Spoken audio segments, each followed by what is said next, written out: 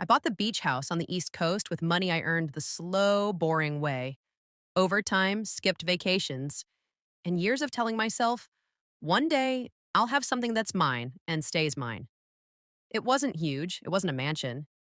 It was a simple place a few blocks from the water, salt in the air, white siding, a small deck that creaked when you walked on it. The kind of house that makes you breathe differently the second you step inside. I didn't tell my parents at first. Not because I didn't love them, because every time they hear I built something, they treat it like a group project. 2 days after I signed the papers, my phone rang. Dad on the screen. I answered with a smile I didn't fully trust. Hey. He didn't say congratulations. He didn't ask how I felt. He went straight to ownership in his voice. We're coming, he said. 2 hours. I blinked. Coming? Where? To the beach house, he said like it was obvious. Then he added casually like he was ordering takeout. 15 relatives. My stomach tightened. 15? Your aunt's family, the cousins, the kids. He rattled off. It's summer. Everyone needs a break. I could hear people in the background, laughter, clinking dishes like they were already celebrating my house. Then my father delivered the part he thought I'd accept without question. You cook, you clean. We're staying a month. A month, not a weekend, not a visit. A month. Like I was the staff and the property was already theirs. I didn't yell. I didn't panic. I just let the silence stretch long enough for him to feel it. Dad, I said calmly. No. His voice hardened instantly. No. No, I repeated. You're not coming with 15 people, and no one is staying a month. My mother cut in, sharp and sweet at the same time. Don't be dramatic. It's family. Family. That word has been used on me like a key to unlock anything I tried to protect. I'm not being dramatic, I said. I'm setting a boundary. My father laughed once, short, contemptful. Boundary, he repeated, like it was an insult. Then my mother said, very softly, in the tone she uses when she wants to sound reasonable while she's actually threatening you, we'll be there in 2 hours. And she hung up. I stood in my kitchen staring at the blank screen, heart thumping. Then something in me settled, because I'd already handled everything. When I bought the house, the realtor had warned me. The community had strict rules, parking permits, occupancy limits, noise restrictions, everything. At first, it sounded annoying. That morning, it sounded like protection. So, right after my parents' call, I made one quick drive to the property office attached to the community, one of those small management buildings with beige walls and a cheerful sign that tries too hard. I didn't cry. I didn't rant. I didn't rant. I tell them my life story. I just said, I'm the owner of Unit 17B. I need to file a guest and access restriction today. The clerk blinked.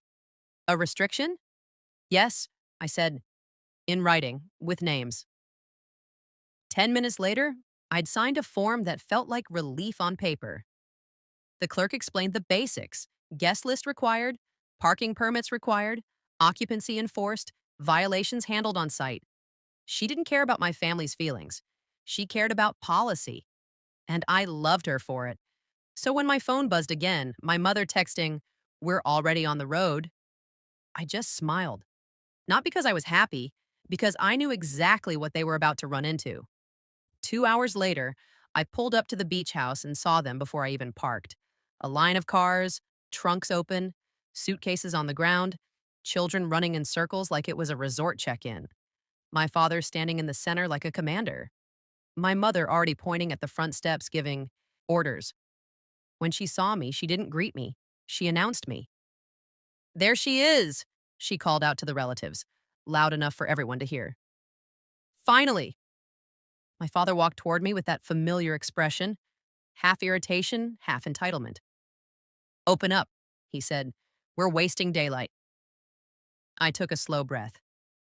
You're not going in. My mother's smile snapped tight. Stop, she said, waving a hand like shooing a fly. You always do this. You make scenes. I'm not making a scene, I said. I'm preventing one. My aunt whispered something. One cousin raised an eyebrow. My father lifted his voice, turning the moment into a performance. Everyone drove all this way, he said. Are you really going to stand there and say no? My mother stepped in, voice dripping sympathy like poison. She thinks because it's in her name, she can forget who raised her. I didn't argue. I didn't explain. I just stood there, calm. That's when my mother did what she always does when calm doesn't break me. She tried to take control physically. She stepped past me and reached for the keypad lock. And before she could press a single button, the front gate behind us clicked open. A man in a navy jacket walked up the path from the property office, clipboard in hand, keys on his belt, posture steady. He didn't look surprised to see 15 people and their luggage. He looked prepared. He glanced at the cars, then at my parents, then at me. Then he checked a list on his clipboard, slowly, carefully, like every name mattered. My mother tried to charm him instantly. Hi, we're family. We're staying here for a month. The man didn't smile. He didn't argue. He just looked up from the list, met my father's eyes, and said calmly, Before anyone enters, there's only one thing I'm authorized to do today. He tapped the clipboard once, like a judge about to read a sentence. And I have it out loud. The man in the navy jacket didn't raise his voice. He didn't need to. He stood at the bottom of my front steps with a clipboard held like it weighed more than paper. And he spoke the way people speak when they're backed by policy, cameras, and a tow company that's already on standby. Before anyone enters, he repeated calmly, there's only one thing I'm authorized to do today. My father scoffed. Authorized by who? The man didn't flinch. He glanced at his list again. Authorized by the Community Management Office, he said, and by the owner's filed access instructions. My mother's smile tightened. We are the owner's family. The man's eyes didn't move to me for permission. He stayed professional. Family isn't a category we recognize, he said. Guests are. A few relatives shifted behind my parents. Suitcases sat in a neat little row like they were already unpacking emotionally. My father lifted his chin. Fine, he said, we're guests, let us in. The man tapped the clipboard once and started reading like it was a roll call. Unit 17B, he said. Guest access for today? None. The air changed. My mother blinked. None? The man nodded, calm. No guest list submitted, he said. No parking permits issued. And the occupancy limit is 6. My aunt whispered, 6? Like it was a joke. My father stepped forward, voice rising. This is ridiculous, Sarah, he said. We're not renting a hotel room. The man still didn't move. It's a private community, he said. Rules apply to owners and guests. My mother turned on me with a bright, theatrical laugh. She's doing this to punish us, she announced to the relatives. She always wants control. I didn't react. I didn't defend myself. Because I didn't need to. The man flipped one page on his clipboard and kept reading, voice steady. Because there is no guest list, he said. I'm required to do the following. Deny entry to all non-registered persons and document the attempted unauthorized access. My father's face reddened. Attempted unauthorized access? He snapped. We're standing outside. The man nodded once. Yes, he said, with luggage and multiple vehicles, and a stated intent to occupy the property for an extended period. My mother's tone went sweet again, dangerous. Sir, she said, she told us we could come. The man finally looked directly at me. Ma'am, he asked, did you authorize a guest group of 15 today? I met his eyes. No, I said simply.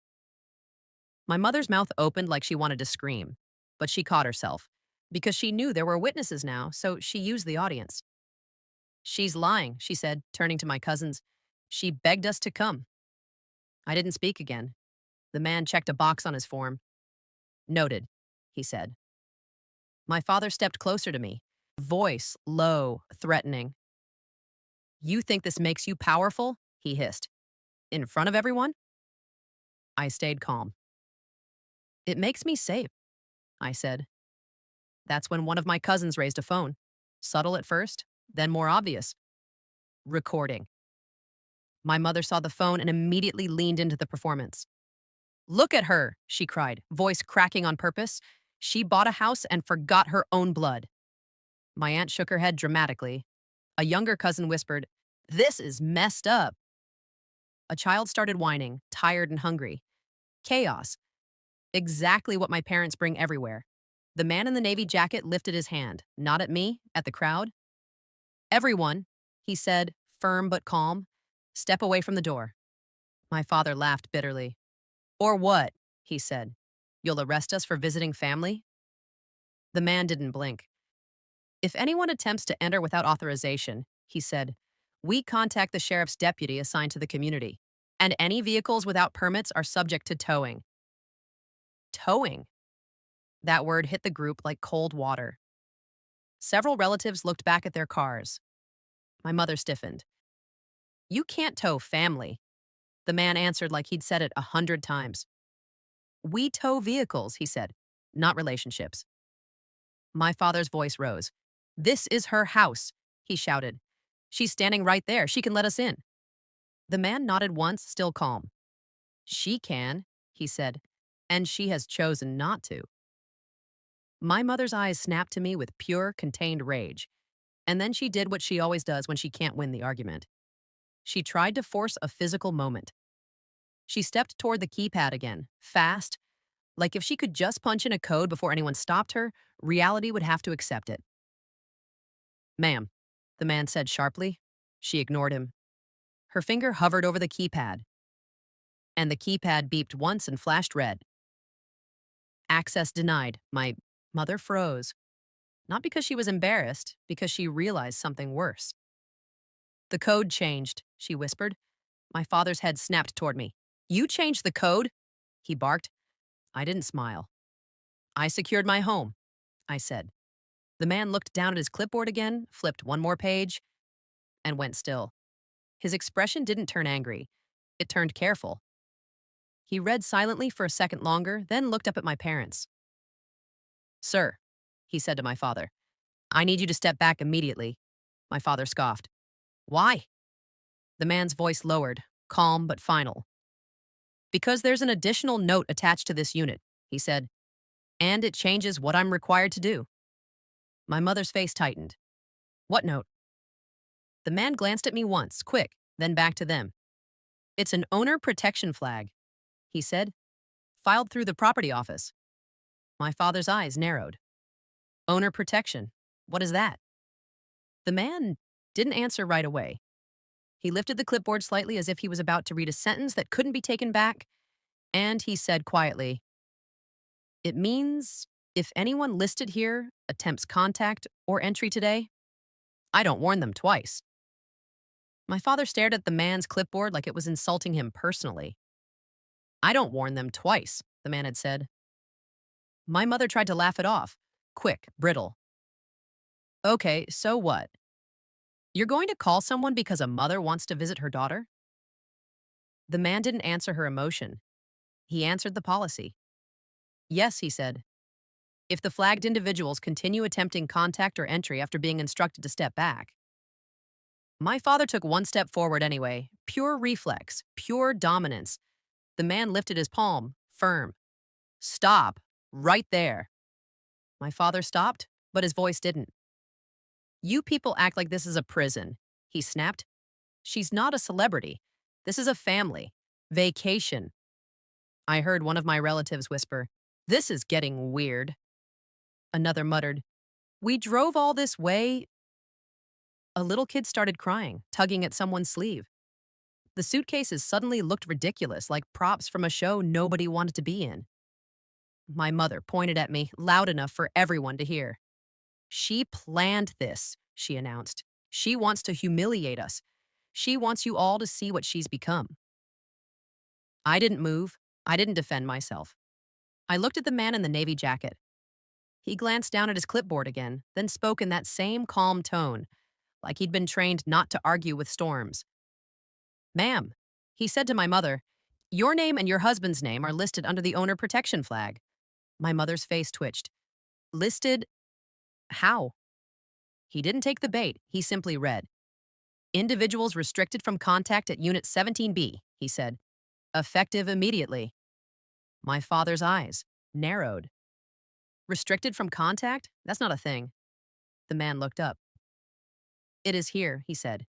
It means you are not to approach the door, attempt entry, or continue harassing the owner on the premises. Harassing. My mother's voice shot up. Harassing? We're standing here. The man's tone stayed even. You attempted entry. You announced an intention to occupy for a month. You were told no. You continued. My father's voice turned sharp, trying to turn the crowd back into his weapon. Everyone hear this? He barked. She filed something against her own parents. My aunt gasped dramatically. My cousin shifted uncomfortably. One of the teenagers looked down at their phone like they wanted to disappear.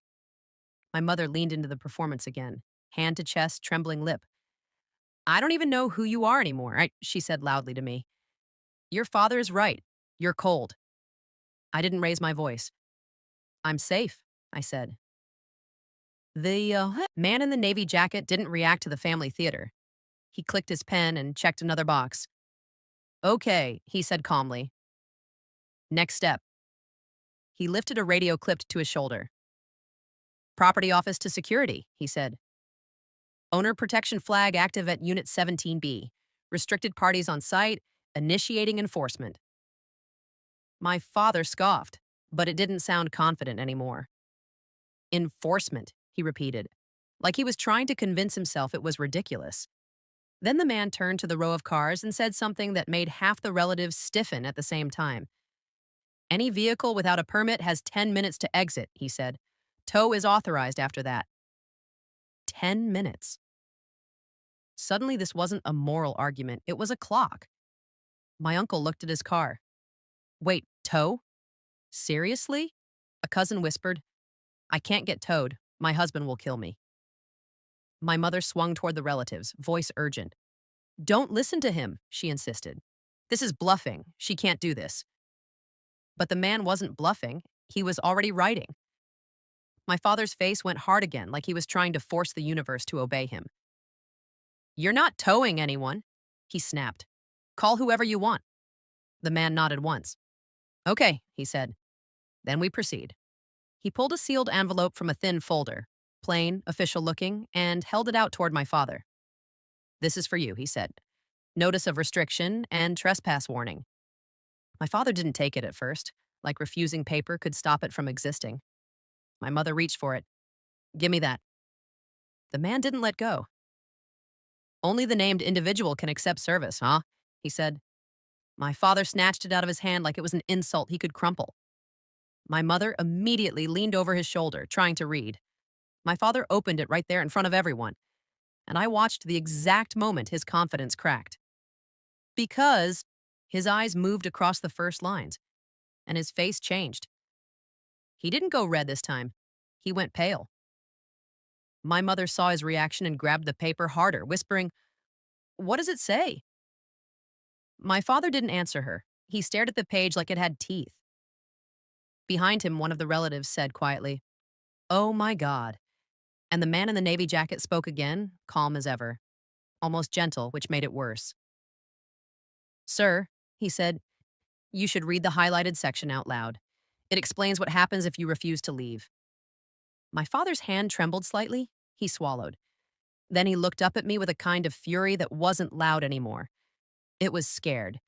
And in the distance, at the end of the street, I heard a low engine rumble. Heavy, slow. A tow truck. Turning into the community. The tow truck rolled in like a slow verdict. Not dramatic. Not loud. Just heavy diesel and inevitability. Turning into the community as if it had been invited, because it had. My father was still staring at the paper in his hand. The highlighted section. His eyes flicked over it again, then again, like reading it twice might change what it said. My mother grabbed the page, trying to snatch control the same way she always does when she feels power slipping. Give it to me, she hissed. He didn't let go, because now it wasn't about me humiliating them. It was about the words on that paper humiliating him. The man in the navy jacket didn't move an inch. Clipboard steady, pen ready, calm like a wall. Sir, he said, you've been issued a trespass warning. You have been instructed to leave. If you refuse, the next step is the deputy. My father scoffed, but it came out thin. I'm not trespassing on my daughter's house, like he said. The man nodded once, as if he'd heard that exact sentence 100 times. You are trespassing on private community property after noticed, he replied. Different thing. Behind my parents, relatives started shifting, finally feeling the danger in their own stomachs. People reached for car keys. Someone muttered, I'm not getting towed. A teenager whispered, Mom, let's go. A child wailed again, tired and confused. Then the tow truck stopped, right beside the first car without a permit. The driver stepped down, looked at the Navy jacket man, got a small nod, and started walking toward the vehicle like this was a routine. My aunt's face drained. Wait, that's my car! She shouted, suddenly panicked. The tow driver didn't look at her. He crouched, checked the tire, and reached for the hook.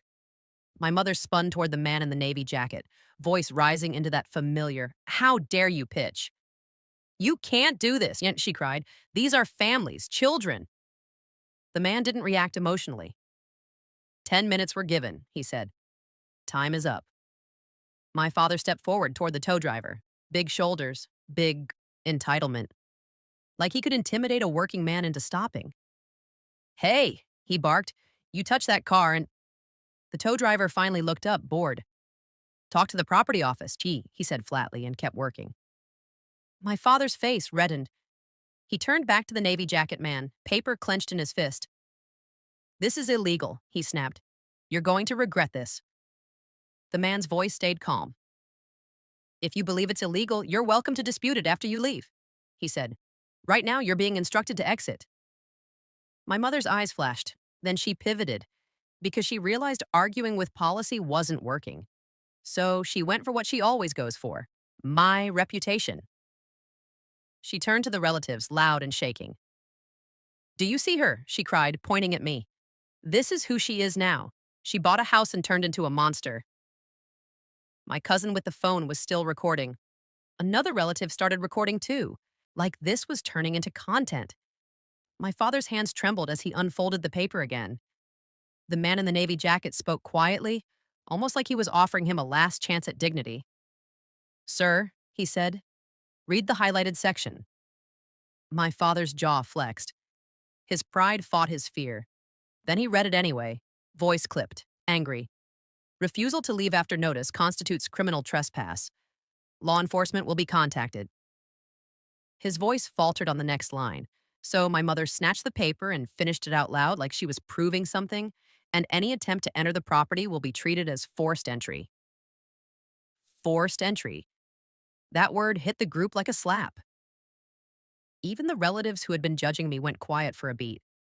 Because suddenly this wasn't family drama, it was, you could get arrested. My father's eyes snapped to me. You did this, he said, low. Not accusation, realization.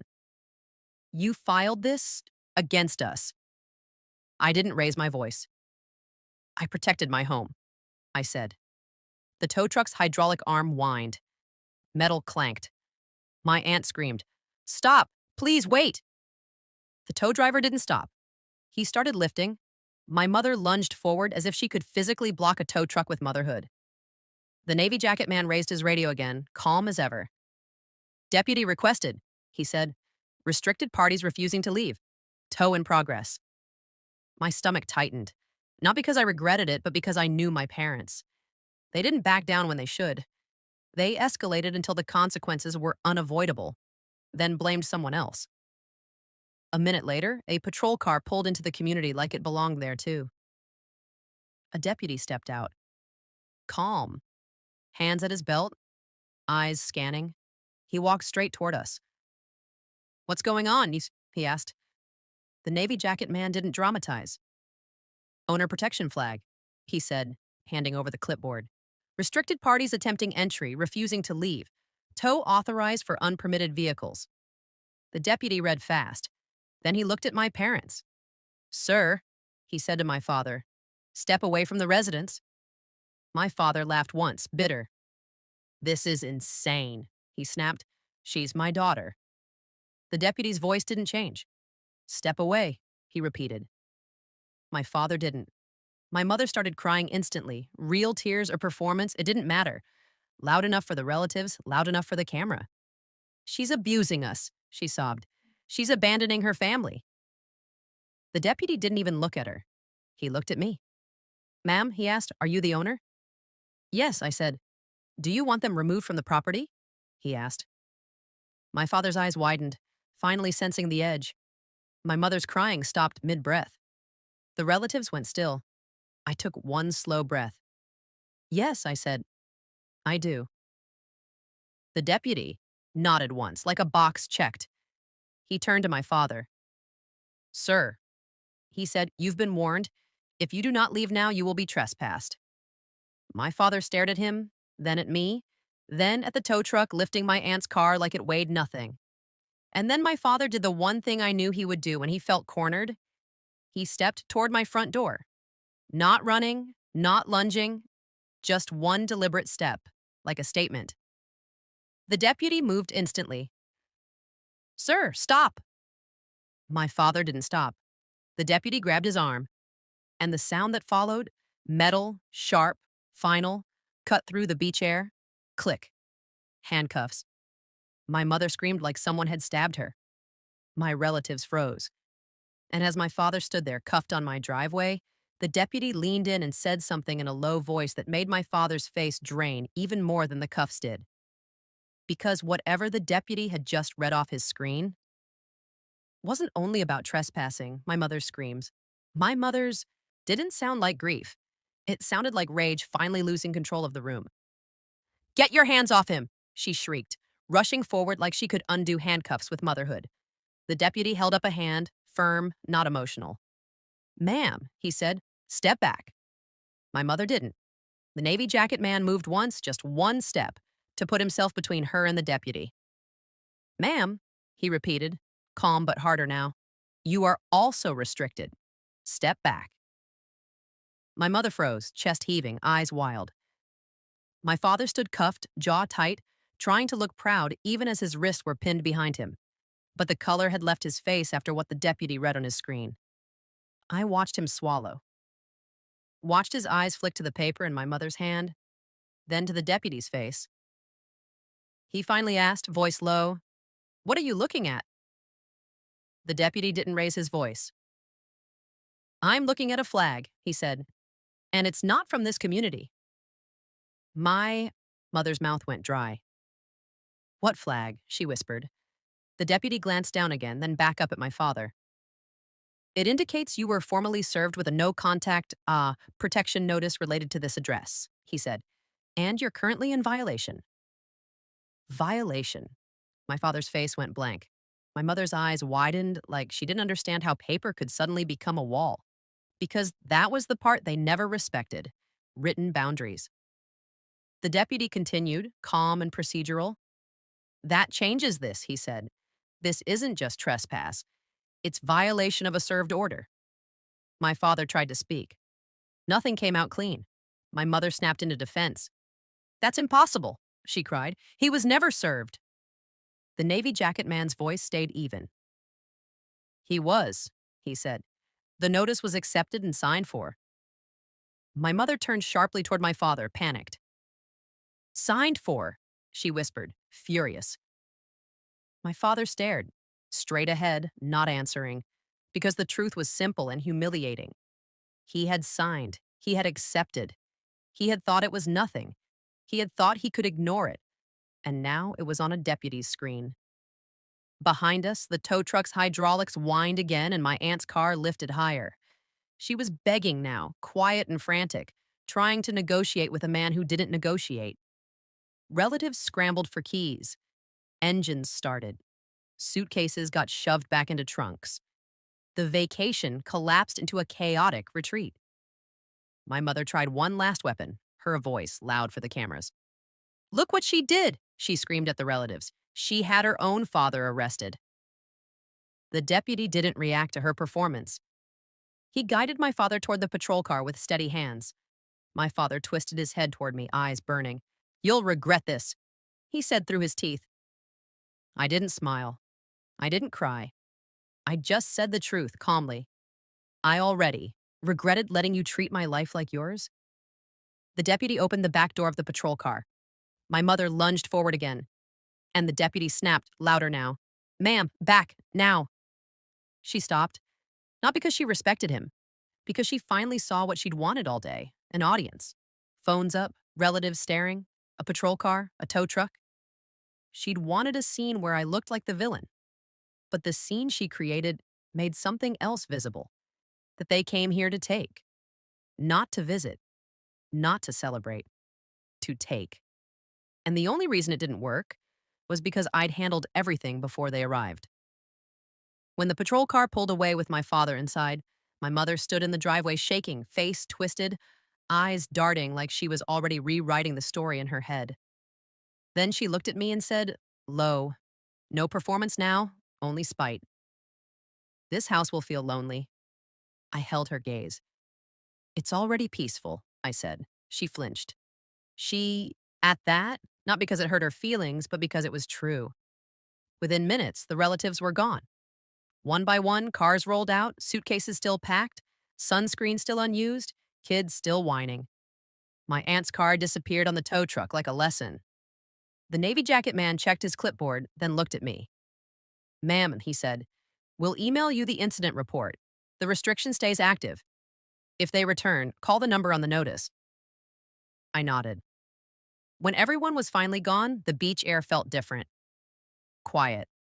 No engines, no yelling, no guilt. I walked up my steps alone, entered my house, and closed the door. The lock clicked. And for the first time since I bought it, it didn't feel like a vacation home. It felt like what it was always supposed to be. Mine.